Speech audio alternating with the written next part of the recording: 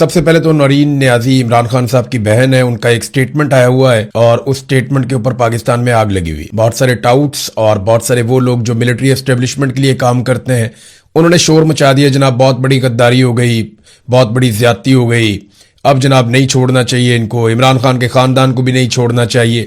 یہ وہی لوگ ہیں جو فضل الرحمان کو بھی پڑے ہوئے ہیں تھوڑے دنوں سے، اور اب یہ نورین خانم کے پیچھے پڑ گئے ہیں. وجہ کیا بنی؟ ان سے ایک انٹرویو ہوا تھا اور میری انفارمیشن کے مطابق یہ انٹرویو نیا نہیں ہے، یہ کوئی 3 ماہ پرانا انٹرویو ہے، اور یہ انٹرویو میں انہوں نے سخت باتیں کر دی تھیں اور خود ہی درخواست کر کے رکوا بھی دی تھیں کہ جناب انٹرویو نہ چلایا جائے. اب اس کا ایک کلپ نکال لیا اور کلپ نکال کے رولا پڑ گیا پاکستان میں کہ جناب انہوں نے یہ بات کیوں کی. نمبر 1 تو یہ ہے کہ اگر آپ اپنے انٹرویو میں کوئی ایسی بات کر دیتے ہیں جو آپ کو بعد میں محسوس ہوتا ہے کہ نہیں یہ بات میں نے غلط کی ہے، تو آپ جس کو انٹرویو دے رہے ہوتے ہیں آپ کا یہ حق ہے کہ آپ اس کو فون کر کے کہیں جی یہ والی بات آپ نکال دیں، یہ میں نے اس وقت جذبات میں کہہ دی اور میں اس پہ بلیو نہیں کرتا. تو انہوں نے وہ بات رکوا دی تھی، لیکن اب دوبارہ سے وہ کلپ نکالا گیا اور اس کے بعد ایک غداریوں کی فیکٹری کھول دی گئی. تو میں آپ کو یہ بتا دیتا ہوں کہ ایکچولی وہ سٹیٹمنٹ کیا ہے. سٹیٹمنٹ تو یہ انہوں نے کہا جی کہ جب پوچھا گیا ان سے بار بار کہ یہ جو مارکہ حق ہوا انڈیا اور پاکستان کی لڑائی، تو فوج کی تعریف کروانے کی کوشش کی جا رہی تھی اینکر صاحب کی جانب سے، تو وہاں پہ نورین خانم نے کہا جی کہ وہ تو مودی اور پاکستان کی فوج نے مل کے یعنی نوڑا کشتی کا تاثر دیا جناب انہوں نے کہ یہ تو مل کے کیا انہوں نے کام. پھر آگے وہ بہت ساری باتیں کرتی چلی گئی کہ پاکستان اسرائیل کو تسلیم کرنے والا تھا، پھر انڈیا کے پیچھے اسرائیل کھڑا تھا، پھر انہوں نے کہا انڈیا بہت طاقتور بڑا ملک تھا. اب وہ یہ ساری باتیں کر رہی تھیں اور ڈونلڈ ٹرمپ بیچ میں آیا تو ڈونلڈ ٹرمپ کو پاکستان سے کیوں پیار ہے، وہ ایکچولی مودی کو دبانا چاہتا ہے، تو وہ الگ الگ بہت ساری چیزیں انہوں نے ون گو میں کہہ دیں. اب یہ سارے کہہ رہے ہیں جناب کہ یہ مارکہ حق پہ تو پاکستان نے بڑی کامیابی حاصل کی انڈیا کے خلاف، تو یہ تو پاکستان کی فوج کے ساتھ پاکستان کے ساتھ غداری ہو گئی. یہ جو انہوں نے کہہ دیا کہ جناب پاکستانی فوج جو ہے وہ مودی کے ساتھ ملی ہوئی تھی اور مل کر انہوں نے یہ کارنامہ کیا ہے. دیکھیں جی اس کو 2-3 پہلو ہیں، وہ سارے میں آپ کے سامنے رکھ دیتا ہوں. نمبر 1 تو یہ ہے کہ یہ ایک ایسی خاتون کا انٹرویو ہے جس کا بھائی بھی جیل میں بند ہے بے گناہ اور جس کا بیٹا بھی جیل میں بند ہے بے گناہ، اور بند کیا ہوا ہے فوجی جرنیلوں نے. یہ تو بات بالکل کلیئر ہے. اب وہ بچے نہیں ہیں، ان کو یہ پتا ہے کہ عاصم منیر صاحب نے بند کیا ہوا اس کے بھائی کو بھی اور اس کے بیٹے کو بھی، اور نہ صرف بند کیا ہوا بلکہ بے گناہ بند کیا ہوا اور تکالیف بھی دے رہے ہیں اور قید تنہائی میں بھی رکھا ہوا ہے اور ان کے حقوق بھی سارے معطل کر لیے ہیں، حتیٰ کہ ان کی جو پاکستان میں حکومت بنی وہ بھی چھین لی ہے. تو ایک ایسی خاتون جسے قید تنہائی میں اس کے بھائی کا سامنا ہے، وہ ہر ہفتے جاتی ہے، جب وہ کوئی انٹرویو دے گی تو وہ نارمل سٹیٹ آف مائنڈ میں نہیں ہے. ان کو تو آپ نے ایک جنگ میں اتارا ہوا ہے اور روزانہ کی بنیاد کے اوپر کبھی آپ ان کے اوپر واٹر کینن مارتے ہیں، کبھی آپ انہیں پکڑ کے لے جاتے ہیں، کبھی آپ دور چھوڑ کے آ جاتے ہیں. تو جو آپ حرکتیں ان کے ساتھ کرتے ہیں تو وہ نارمل نہیں ہے. جب آپ انہیں یہ کہیں گے کہ آپ تعریف کریں انہی لوگوں کی جو آپ کے ساتھ یہ کر رہے ہیں، اسی ادارے کی تعریف کریں جس کا جرنیل آپ کے ساتھ یہ کر رہا ہے، تو یہ ایک obvious رد عمل ہے. ایسا نہیں ہے کہ کوئی ایسی عجیب چیز نہیں ہے، یہ کوئی بھی ہوگا وہ اسی طرح بیچارہ کرے گا. عام آدمی کی میں آپ کو بات کر رہا ہوں. اب یہ کوئی بہت بڑے پولیٹیکل لیڈرز تو نہیں ہے کہ انہیں اس بات کا خیال رکھنا پڑے گا کہ لوگ ہمیں کل کو ووٹ نہیں دیں گے اگر ہم نے یہ بات کر دی ہے وہ بات کر دی. نہ انہوں نے الیکشن لڑنا ہے، نہ ان کا اس سے کوئی تعلق ہے. ان کے بھائی نے ضرور الیکشن لڑنا ہے اور اس کا سیاست سے تعلق بھی ہے، لیکن وہ ایک ماں بھی ہے اور ایک بہن بھی ہے، اور جو اس کے ساتھ ہوا وہ سب کو نظر بھی آ رہا ہے. تو انہوں نے جذبات میں وہ بات کی، لیکن اس کے بعد انہوں نے کہا کہ اس کو آن ایئر نہ کریں، آپ اس کو نہ چلائیں. لیکن پھر اس میں وہ کلپ کسی نے دیکھ لیا یا کہیں سے پتا چل گیا تو وہ کلپ اب وائرل کر دیا گیا اور ان کے اوپر الزامات لگائے جا رہے ہیں. غداری کے الزامات پاکستان میں نئے نہیں ہیں. دیکھیں نورین نیازی نے وہی کیا جو پاکستان کے جرنیل ہمارے ساتھ کرتے ہیں. آپ دیکھیں نا، اگر جرنیلوں کو یہ کہا جائے کہ وہ مودی کے ساتھ مل گئے ہیں تو کتنا برا لگا انہیں کہ انہوں نے سارے ٹاؤٹوں کے پٹے کھول دیے کہ پہلو ان کو. تو جرنیلوں کو کتنا برا لگا نا، انہیں لگا کہ یہ بہت بڑی زیادتی ہو گئی ہے کہ ہمیں مودی کے ساتھ ملا دیا ہے. لیکن آپ یہ دیکھیں کہ پاکستان میں کس کس کو غدار نہیں کہا گیا. نواز شریف کو نہیں ملایا گیا مودی کے ساتھ، بے نظیر کو نہیں ملایا گیا انڈیا کے ساتھ، کیا زرداری کو نہیں ملایا گیا انڈیا کے ساتھ، کیا ہم سب کو راہ کا ایجنٹ نہیں کہا جاتا، کیا ہم سب کو غدار نہیں کہا جاتا. اور کہتا کون ہے؟ یہی جرنیل کہلاتے ہیں. یہ مختلف محکموں کے اندر بیٹھے ہوئے جرنیل یہ اپنے ٹاؤٹوں کے ذریعے سے اور اپنے اثر رسوخ کو استعمال کرتے ہوئے پاکستانیوں کو غدار ڈکلیئر کرتے ہیں. ابھی تھوڑے دن پہلے ایک احمد صاحب ہے، انہوں نے احمد شریف صاحب سے ایک سوال بھی پوچھا کینیڈا سے. انہوں نے کہا جی احمد صاحب نے کہا جی بتائیں کون کون غدار ہے. انہوں نے ایک ایک نام لے کر بتایا، درجنوں غدار انہوں نے گنا دیے. تو یہ جو غداری کا کھیل ہے نا اور گند ہے، یہ پاکستان کی ملٹری اسٹیبلشمنٹ نے مارنا شروع کیا. آسما جہانگیر بھی غدار تھی، احمد میر بھی غدار تھا، عمران ریاض بھی غدار ہے، ارشد شریف کو غدار کہا، وہ ملک کے لیے شہید ہو گیا. ارشد شریف کی فیملی کو غدار کہا گیا. جو صحافی سوال پوچھے وہ بھی غدار ہے، جو وکیل انصاف کی بات کرے وہ بھی غدار ہے. جو जज खड़ा हो जाए वो भी गद्दार है, जो सियासतदान कहे कि अपने आप को आपके काम तक महदूद करना है वो भी गद्दार है। तो ये गद्दारी के सर्टिफिकेट्स बांटने का जो सिलसिला पाकिस्तान में शुरू किया गया, ये पाकिस्तान की मिलिट्री एस्टेब्लिशमेंट ने शुरू किया। तो जब आपको कोई गद्दार कहे कि आप मोदी के साथ मिले हुए हैं, तो देखा कितना बुरा लगता है, कितनी आग लगती है, कितना प्रॉब्लम होता है आपको कि यार हमें कह दिया।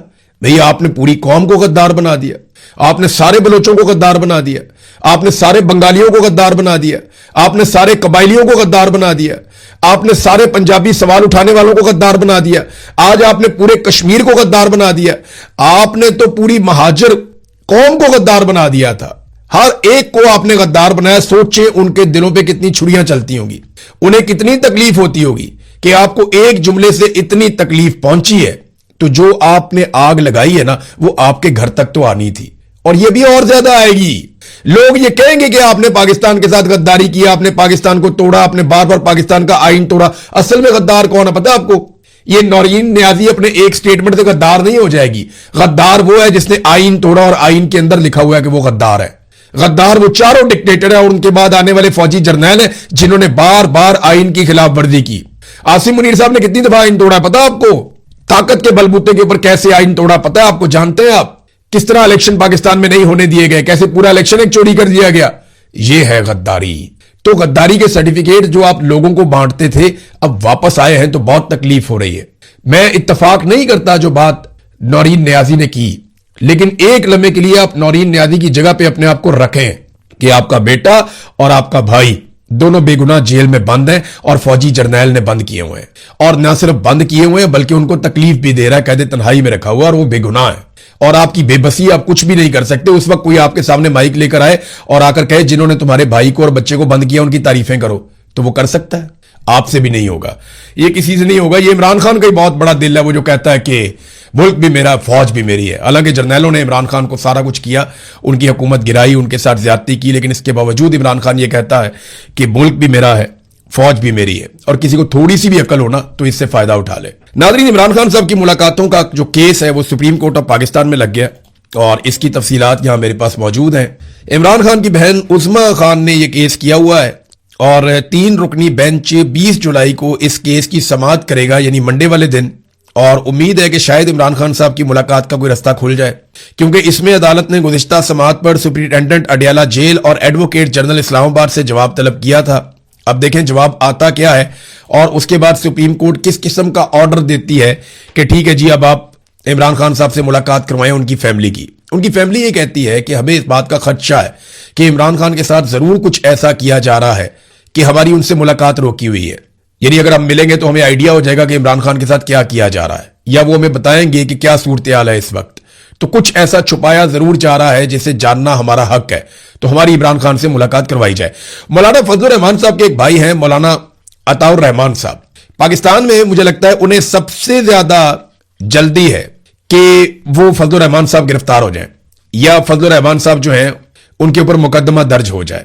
और वो बार बार चैलेंज करते हैं कि जनाब मौलाना फजलुर रहमान के ऊपर मुकदमा दर्ज किया जाए। ये मौलाना फजलुर रहमान के भाई हैं, इन्हें सबसे ज्यादा जल्दी है।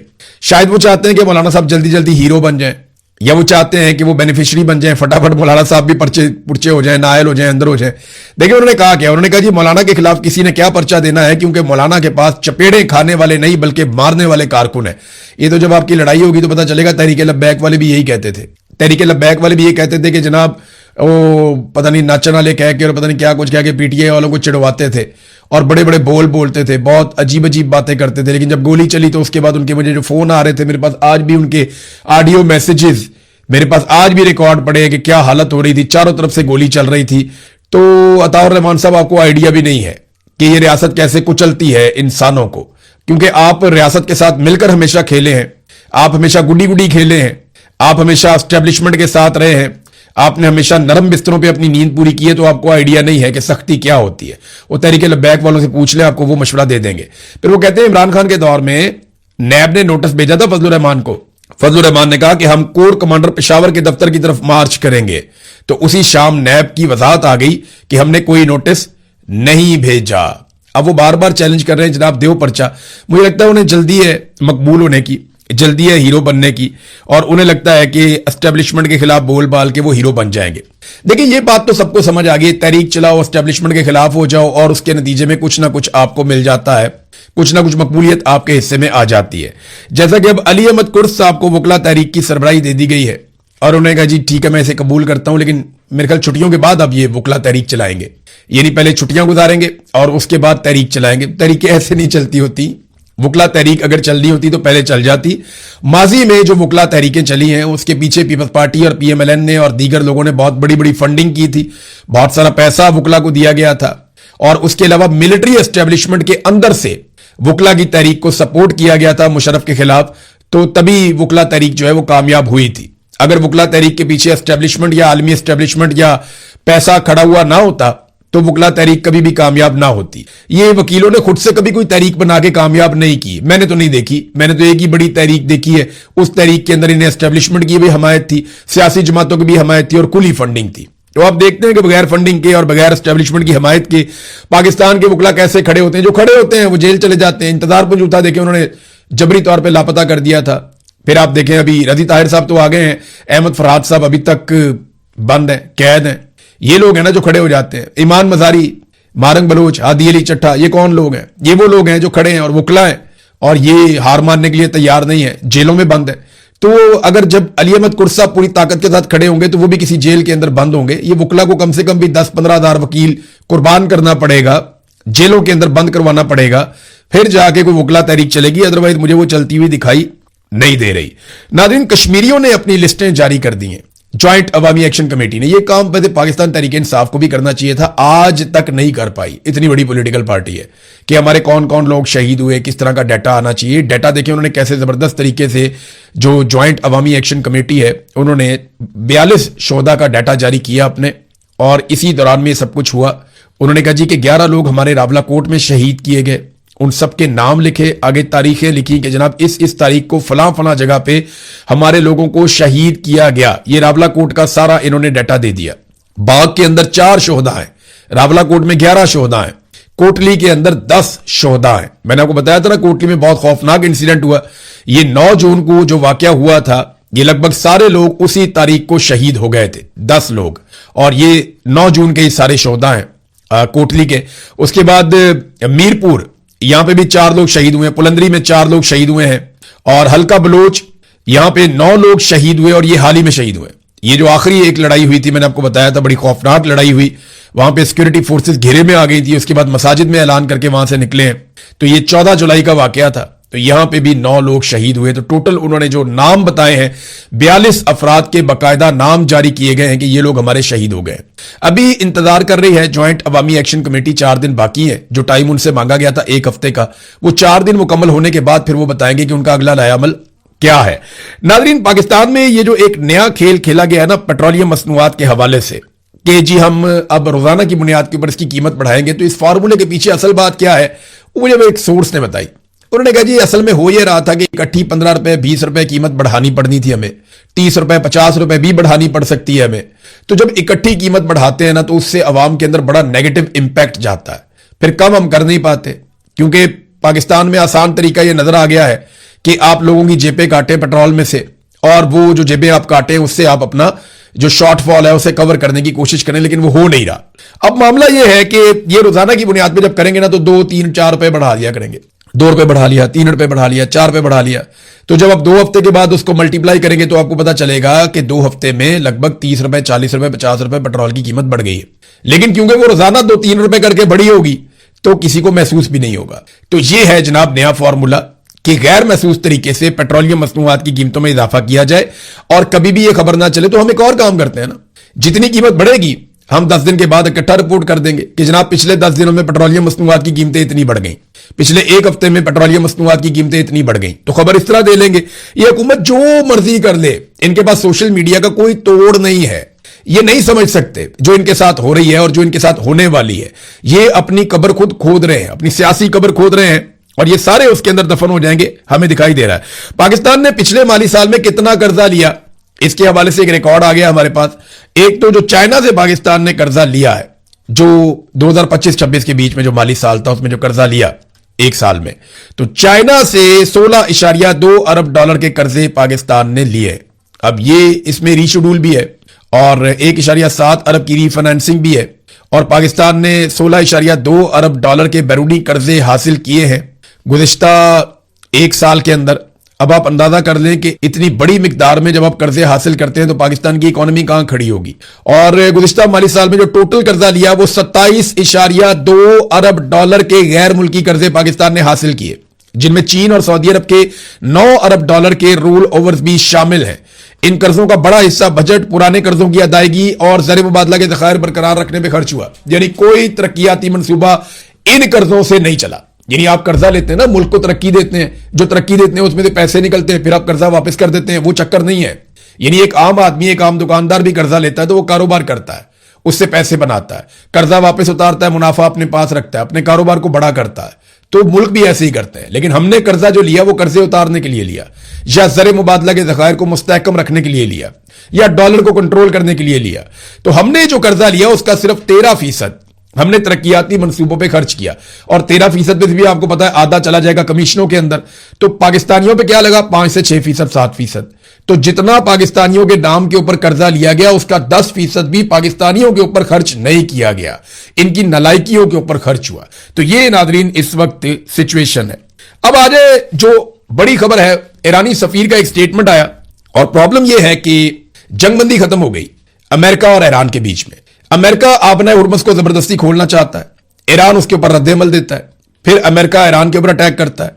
ईरान जो है वो वापस जितने भी अरब ममालिक में अमरीकी फौजी अड्डे हैं उनके ऊपर अटैक करता है। ईरान ने इस मरतबा ज्यादा अटैक किया है उर्दन पे। और उर्दन पे अटैक क्यों कर रहा है? अगर आप नक्शा देखें तो आपको समझ आएगा कि उर्दन ढाल है इसराइल की, यानी इसराइल से पहले बहुत बड़ा एरिया है उर्दन का।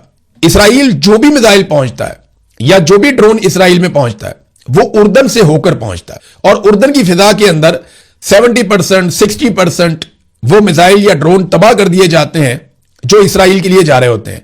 तो उर्दन ने हमेशा इसराइल के लिए एक ढाल का काम किया। अब ईरान उस ढाल को तोड़ने पे काम कर रहा है। ईरान ने इसराइल को कोई बम नहीं मारा, इसराइल के ऊपर कोई बड़ा अटैक नहीं किया, लेकिन उसके जो हमले हैं वो कुवैत के ऊपर, यूएई के ऊपर, और अब हाल ही में 4 महीने के बाद ईरान ने पहला हमला किया सऊदी अरब के ऊपर भी। यानी 4 महीने से कोई हमला नहीं किया था, अभी सऊदी अरब पे उसने अटैक किया है। तो कतर पे, कुवैत पे, यूएई पे, इराक पे, यहां पे वो अटैक कर रहा था, लेकिन उर्दन पे सबसे ज्यादा हमले किए हैं, और जो वहां फिजाई दिफाई निजाम लगे हुए उर्दन में उनको वो तबाह कर रहा है, ताकि कल को अगर वो इसराइल पे अटैक करे तो रस्ते में उसके मिसाइलों को या ड्रोन्स को रोका ना जा सके।